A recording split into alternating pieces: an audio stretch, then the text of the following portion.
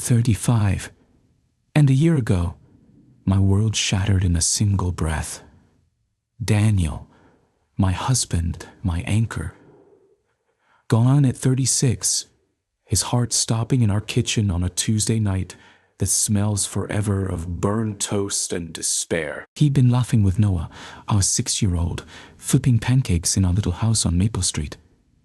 A clapboard relic with a leaky roof and a backyard where Sophie, our 4-year-old, chases fireflies. Then he was down, clutching his chest, eyes wide with a fear I couldn't reach, and I was screaming, dialing 911. The kids cries a chorus to my collapse. Paramedics stormed in, boots scuffing the floor, but he was gone. Sudden, cruel, a widowmaker they called it later, leaving me and 2 tiny souls to pick up the pieces of a life unmoored. The days after blur. Black dresses, casseroles piling up on the counter, Noah asking, "When's Daddy coming back?" In a voice that guts me still, Sophie clinging to my leg like I'm her last tether. Daniel was everything. Steady, warm, a carpenter whose hands built our bed, our home, our dreams. He'd grin, all crooked teeth and hazel eyes, saying, "We've got this. Elias," and believed him. His life insurance policy, a thing we'd laughed about signing, a just in case we never thought we'd need, pays out 6 months later, a hefty sum wired into my account like a lifeline, stitched with grief. It's not him. It'll never be him. But it's security, a promise he left to shield us, to cradle Noah and Sophie when I can't anymore. I'm still drowning in it. Bills paid, college funds blooming for the kids, a savings account to keep our rickety house from crumbling. When Patricia, Daniel's mother, corners me 3 months ago, she's a wiry woman, all grey curls and pinched lips, who's worn her widowhood like armor since Daniel's dad died a decade back. We're in her living room, a stuffy box of faded florals and stale cookies, the kids playing upstairs with cousins, when she drops it. "We need to talk about the money," she says, voice low, eyes glinting. I blink, coffee mug warm in my hands, waiting.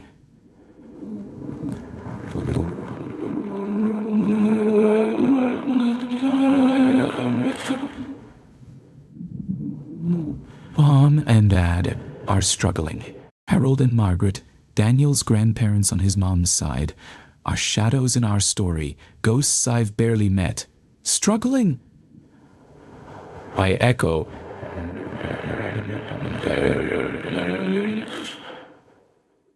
Rolled Elise. Retired, pensions thin. Daniel would have wanted to help. I'm silent, the room shrinking. Her words a weight I can't lift. Help them? These people who didn't show at our wedding, a sun-soaked day at the lake 8 years back, claiming the 3-hour drive was too far, though they jet off to Florida every winter, sipping cocktails by the Gulf? Who've sent maybe 3 cards in Noah's life, none for Sophie, their great-grandkids a footnote they never bothered to read.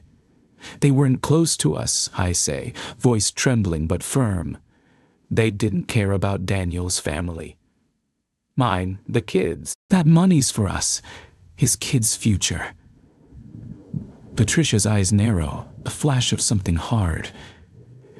Their family. Elise. He'd want them taken care of. I laugh, bitter, the sound scraping my throat. Family? Family? They didn't even call when he died, didn't show for the funeral. Where were they when we needed them? She bristles, voice rising. They're elderly, struggling. You're selfish, hoarding it all. Selfish? The words a slap, and I'm on my feet, coffee sloshing. The kids' laughter upstairs, a lifeline I cling to. It's for Noah and Sophie. I snap, not strangers who didn't give a damn. She stares, mouth tight, and I'm out, driving home with tears burning, the weight of her accusation a stone in my chest. It doesn't stop.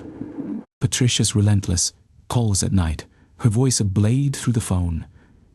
You're dishonoring Daniel's memory. Think of his grandparents. I'm gutted. sobbing in our bed. His side cold, his pillow still dented, because I do feel bad. Harold's 82, Margaret's 79, living in a trailer park an hour away, scraping by on Social Security and savings whittled thin. I see them in my mind. Stooped, grey, hands trembling over bills, and it stings, a guilt I can shake. But then I see Noah colouring at the table, asking, "Why Daddy leave?" And Sophie, twirling in her princess dress, giggling, "Mama, look, that money's theirs. College, braces, a roof that doesn't leak." Not a handout for people who didn't care. The family splits. Patricia's crusade ignites a firestorm.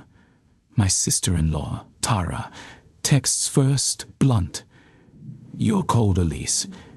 Give them something." Daniel's uncle, Ray, calls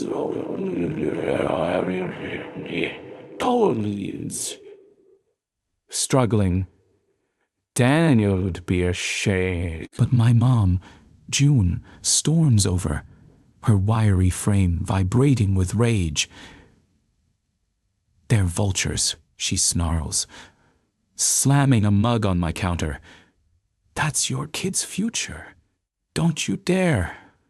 My best friend, Lena, weighs in over wine, eyes fierce. Fuck them.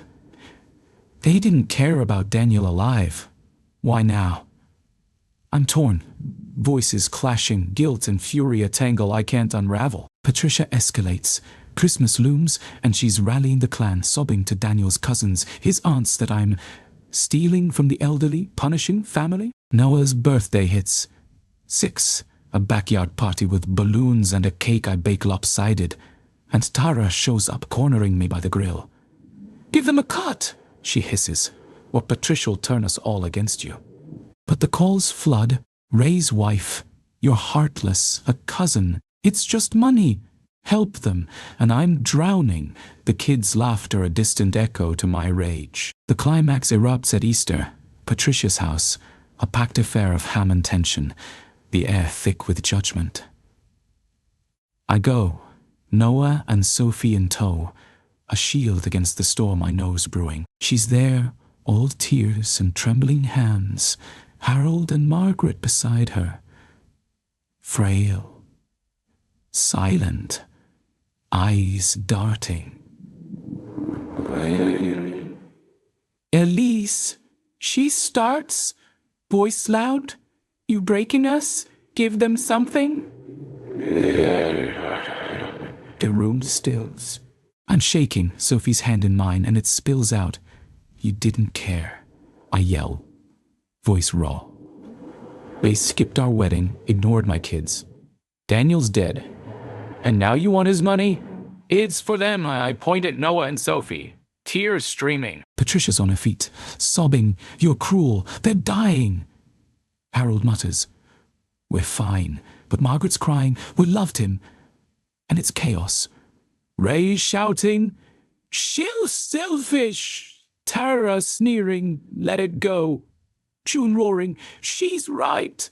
Back off." The kids cling to me, Noah whispering, "Mama, why are they mad?" And I'm breaking the room, a crucible of grief and fury. "It's ours," I scream. "His gift to us, not you." Patricia lunges, stopped by Ray, and I'm out, kids in tow. The drive home a blur of sobs and silence. Months later, it's a fractured truce. Patricia's ostracized. Some shun her, others cling, whispering I'm unhinged. I keep the money. College funds grow. The roof's fixed. But the guilt lingers. A ghost I can't banish. Harold dies in June. A quiet end, and Margaret follows, frail and fast. And Patricia calls, voice hollow. Hollow. "You killed them," she says, and I hang up, trembling. June's arms around me. "You didn't," she whispers, "but it's a scar. Daniel's love, their greed, my fight. Noah asks about Daddy. Sophie dances, and I'm fierce, unbroken. Am I the asshole? To them, maybe. To my kids, I'm their shield, and that's my truth.